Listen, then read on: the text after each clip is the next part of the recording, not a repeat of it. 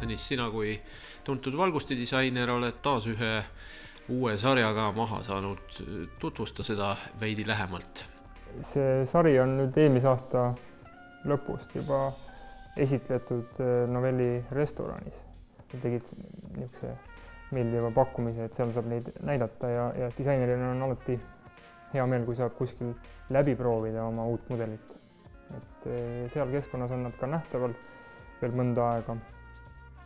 Ja idee sai alguse nagu, et kui juttu tehakse sellest, et on vaja efektiivsemat valgust ja vähem energiat kulutada, siis on jällegi säästulambi lahenduseks.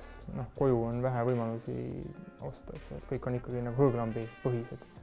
Siis see on nüüd selline sari, kus võiks öelda, et ta on oma vormilt nagu retro stiili sellise hõnguga ja seal on nagu soovitava valgusallikana on just siis kompakt ehk siis nagu päevavalgus lambid sisse pandavad. On ka mudel, kus saab panna tavalise pilmi.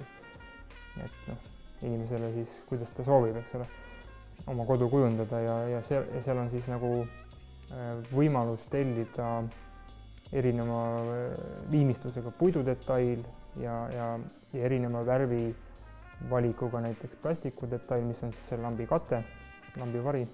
Ja võib vabalt olla muidugi, kui on vaja nagu rohkem ikkagi puhast valgust, siis loomulikult ei pea see olema värviline, vaid on lihtsalt valge. Sinu väljakutseks on olnud välimuselt võib-olla veidi arhailise joonega tootesse tuua seda, mida kaasaeg või siis tulevik meile dikteerib.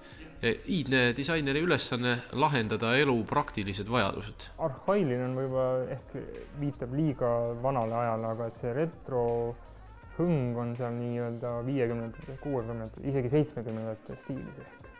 Aga mõned vormid on igihaljad, et neid saab kasutada igas ajas.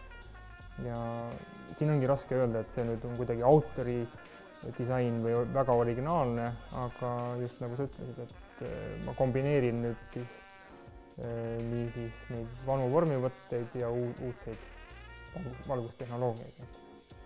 Sest et hõõglambi kaduviku vajumisega meil lihtsalt tuleb, tahame või ei taha leppida. See on ehk niisugune vastuoluline küsimus üldse, et kui palju see nüüd efekti annab keskkonna päästmiseks. Jah, aga see ei ole meie otsustada. Aga see ei ole hetkel nagu meie pädevus. Et ma olen täiesti veendunud, et hõõglambile jääb oluline koht nii kodu kui ka ühiskondliku interjööri valgustuses. Omas nagu selles soojaspektris ja selles.